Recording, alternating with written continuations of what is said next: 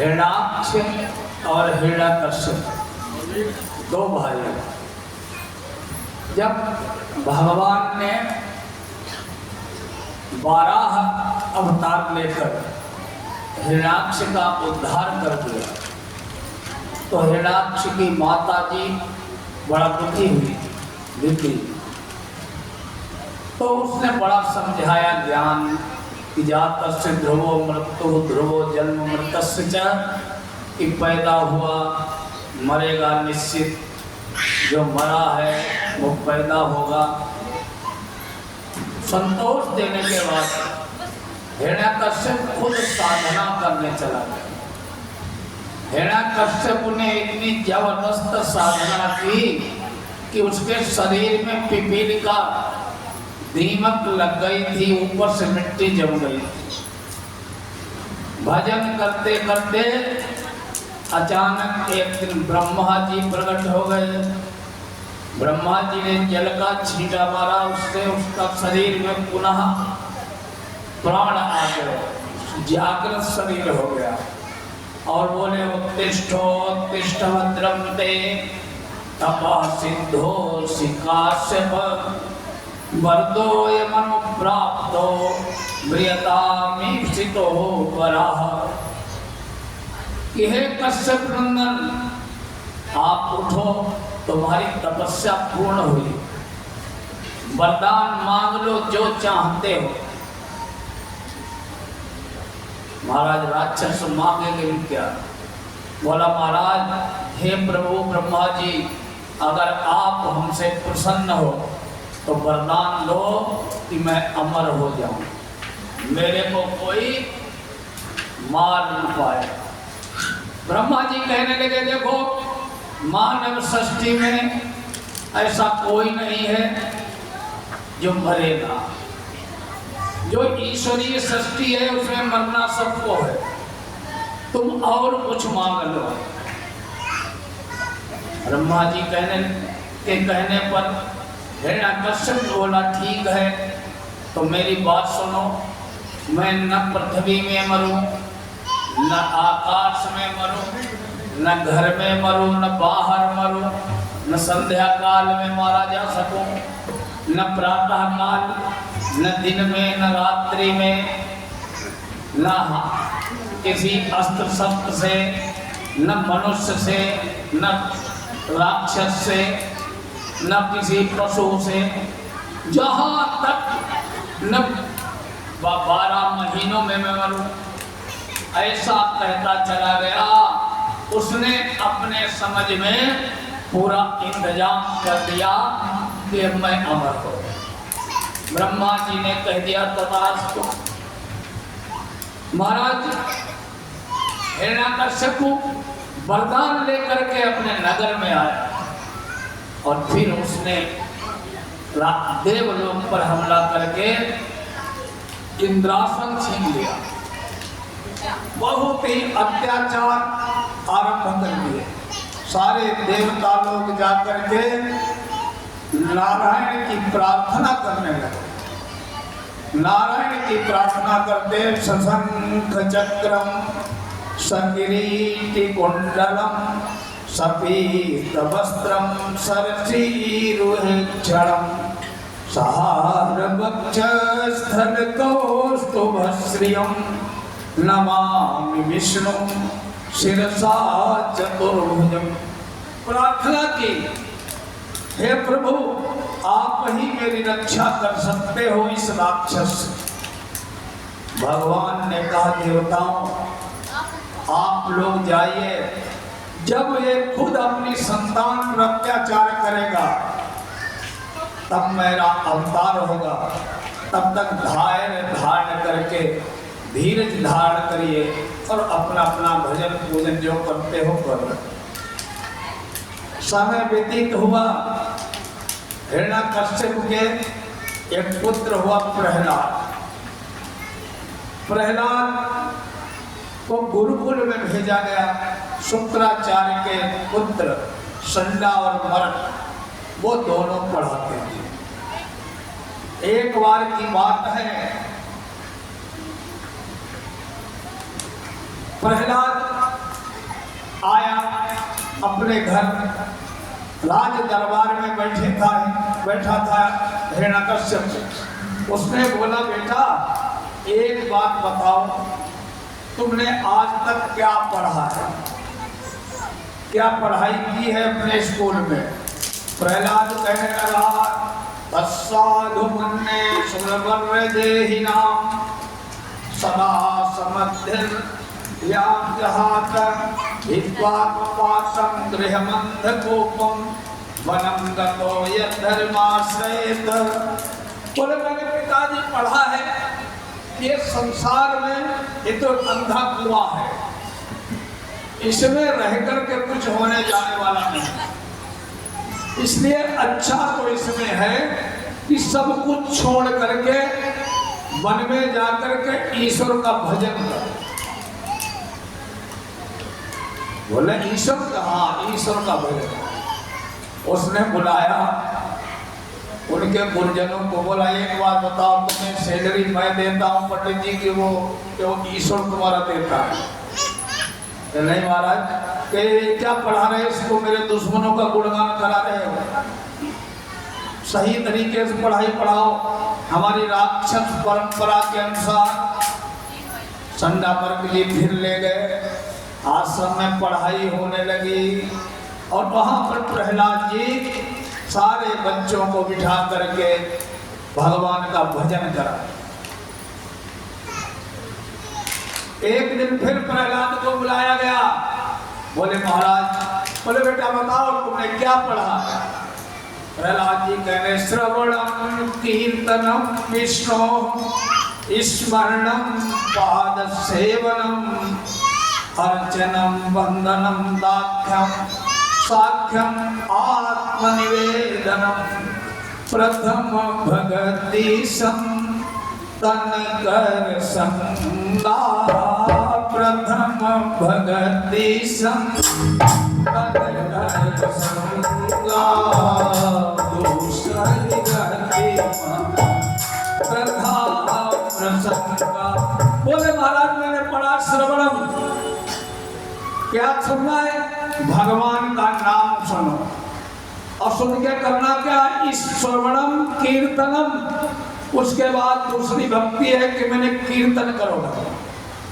कीर्तन करने के बाद स्मरणम, उस परमात्मा का स्मरण करो। और स्मरण करने के बाद चौथी भक्ति पाद सेवनम, भगवान की सेवा करो। अर्चनम, उनकी अर्चना करो। वंदनम, प्रार्थना करो। दास्यम, उनके दास हो जाओ। साख्यम, भगवान के मित्र बन जाओ। और अंत में आत्मनिवेदन, अपने को भगवान को अर्पित करो। बड़ा क्रोध आया, कहने लगा ये तूने पढ़ा? गुरु जी को भी मारने के लिए खड़ा हो गया। गुरु जी कहने लगे, नमः प्रणीतम न पर प्रणीतम सुतो वदान्ते सतवेन्द्र सत्तो नैसर्गीयम मतिरस्य राजन नियच्च मन्युम कदलार्मासः। बोले राजन मैंने नहीं पढ़ा है, और इतना मेरे को भरोसा है कि मेरी पाठशाला में किसी तुम्हारे शत्रु ने भी आकर के इसे ये चीजें नहीं पढ़ा। ये तो तुम्हारे पुत्र की नैसर्गिक नेचुरल जो है वृत्ति ही ऐसी है, स्वाभाविक स्वभाव है, किसी ने इसे नहीं पढ़ाई ये चीजें। प्रहलाद से पूछा किसने पढ़ाया? बोला महाराज मेरे गुरु जी ने पढ़ाया। अब गुरु जी कौन है? बोले गुरु जी तो नारद थे। जब हिरण्याकश्यप तपस्या कर रहा था तब इंद्र प्रहलाद की माता कयाधु को उठा कर लिए जा रहा था, मारना चाहता था। नारद जी ने कहा ये क्या कर रहा है मूर्ख, इसके गर्भ में वो पल रहा है जो तुम्हें सबको बचाने वाला बालक होगा। तो उतने दिन जब तक वो तपस्या करते रहे उतने दिन कयाधु नारद जी के आश्रम में रहे और वहां सत्संग भजन कीर्तन ही होता रहता है। तो ये गुरुमंत्र तो प्रहलाद जी को मां के गर्भ में ही मिल गए। पाठशाला छुड़ा करके उसे जेल में डाल दिया। छोटा सा बालक अंदर भी हरि बोल करता जेल में रहा। पागल हाथी के आगे डाल दिया गया मारने के लिए, बच गया। अंधकूप में डाल दिया गया, पहाड़ से गिराया गया, लेकिन प्रहलाद जाको राखे साया, मार सके ना कोई। उसे कौन मार सके? हिरण्याकश्यप की एक बहन थी, सिंहिका, होलिका जिसे बोलते हैं। वो कहने लगी, भाई तुम क्यों दुखी हो? मेरे को भी इंद्र ब्रह्मा जी से वरदान मिला है, ए चंदन आप चिता बनाओ, और चिता बना के मैं इसको गोद में लेके बैठ जाऊंगी, मैं साल ओढ़ लूंगी और मैं तो बच जाऊंगी, बालक मर जाएगा। थोड़ी समस्या है, आप बेवजह परेशान हो रहे।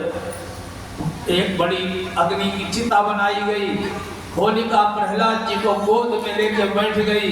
प्रभु की माया ऐसी हवा चली कि उसकी चद्दर उड़ के प्रहलाद जी के शरीर में लिपट गई और होलिका वहीं भगवान को प्यारी हो गई। बोले लक्ष्मी नारायण भगवान की जय हो। एक दिन की बात है, इंद्र महाराज इंद्रासन पर बैठता था हिरण्याकश्यप। वहीं बुलाया अपने बालक को, बंधी हुई थी सांकल उसके शरीर में, बड़ा एक खंभा सा गरम खंभा बनाया गया। सामने एक सिंहासन पर बैठा था हिरण्याकश्यप। बोला कि बताओ कहाँ है तेरा ईश्वर? अगर ईश्वर है तो यही लिखा, नहीं तेरा मैं आज कत्ल कर दूंगा। प्रहलाद जी बिल्कुल डरा नहीं। उसने उस खंभे की तरफ देखा, जलते हुए खंभे पर कीड़ी रेंग रही थी। प्रहलाद जी का विश्वास और बढ़ गया। प्रहलाद जी बोले, महाराज परमात्मा तो सब जगह है, मैं कहाँ दिखाऊं? मेरे में भी है, तुम्हारे में भी है, तुम्हारे अंतःकरण में भी परमात्मा है, मेरे अंतःकरण में भी है। हिरण्याकश्यप बोला, इस खंभे में है। प्रहलाद जी बोले, महाराज इसमें भी है, इसमें तो पक्का है। गुस्से से क्रोध होकर के हिरण्याकश्यप ने उठाई तलवार और झड़ाक से मारी खंभे में। बड़ी तड़तड़ाहट भयानक गर्जना के साथ उसमें एक दिव्य परमात्मा प्रकट हो गए। आधा शरीर शेर का, आधा मनुष्य का, दहाड़ करते हुए लाल लाल आंखें परमात्मा की, और दहाड़ते हुए उन्होंने दौड़ करके हिरण्याकश्यप को उठा लिया। हिरण्याकश्यप उठा करके भगवान देहली पर जाके बैठ गए, गोद में लिटा लिया हिरण्याकश्यप को, और पूछने लगे, बताओ हिरण्याकश्यप मैं क्या हूँ? बोले आप मैं आदमी हूँ या जानवर हूँ? बोले ना महाराज जी, आप पशु भी नहीं है, मनुष्य भी नहीं। मेरे हाथ में कोई तलवार अस्त्र शस्त्र नहीं है, नाखून है। कि मैं तुम जमीन में हो या आकाश में? बोले न मैं जमीन में हूँ ना आकाश में, तो आपकी गोद में हूँ। बोला घर में हूँ कि बाहर हूँ? बोले ना महाराज दिल्ली में हूँ। कि महीना कौन सा चल रहा है? बोले भगवान ने उसके लिए 13वां महीना मलमास बना दिया। बोले महीना भी 12 महीने नहीं, संध्या काल है या सुबह दिन है रात? बोले संध्या काल है। बोले तुम्हारी सारे वरदान पूरे हो रहे हैं? जी प्रभु हो रहे हैं। और अपने हाथों से हिरण्याकश्यप का पेट फाड़ दिया भगवान। पेट फाड़ने के बाद उसकी आंखें निकाल के अपने गले में डाल ली, और वहां बैठ के आंखों से अग्नि वर्षा हो रही। नारायण भयानक क्रोध से घरघराहट हो रही, देवता कांप रहे थे। अब इनको शांत कैसे किया जाए? सारे देवताओं ने जाकर के माता लक्ष्मी से प्रार्थना की कि देवी तुम चलो, तुम ही समझा सकती हो। माता लक्ष्मी ने दूर से जाके देखा, भाग खड़ी हुई, बोली ये मेरे नारायण नहीं है। बोले ये मेरे प्रभु हो ही नहीं सकते। इस प्रकार प्रार्थना करने के बाद प्रहलाद जी से कहा। प्रहलाद जी ने जाकर के प्रार्थना की, नमोस्तुनंताय सहस्रमूर्तये सहस्रपादाक्षिशुरोर्वाहवे सहस्रनाम्ने पुरुषाय शाश्वते सहस्रकोटि युगधारिणे नमः। और अच्छी प्रार्थना की महाराज प्रहलाद जी ने। भगवान का क्रोध शांत हो गया, अपनी जीभ से प्रहलाद को चाटने लगे, गोद में बिठा दिया और भगवान ने हाथ जोड़ के कहा, प्रहलाद बेटा मेरे को क्षमा करना, मैंने बहुत विलंब कर दिया, मेरे कारण तुम्हें बहुत ही कष्ट भोगने पड़े, अब तुम वरदान मांग लो। पुत्र होता है। भक्त और राक्षस में यही लक्षण होते हैं। राक्षसों के कोई सींग नहीं निकलते हैं, राक्षसों के कोई सर में सींग नहीं होते हैं।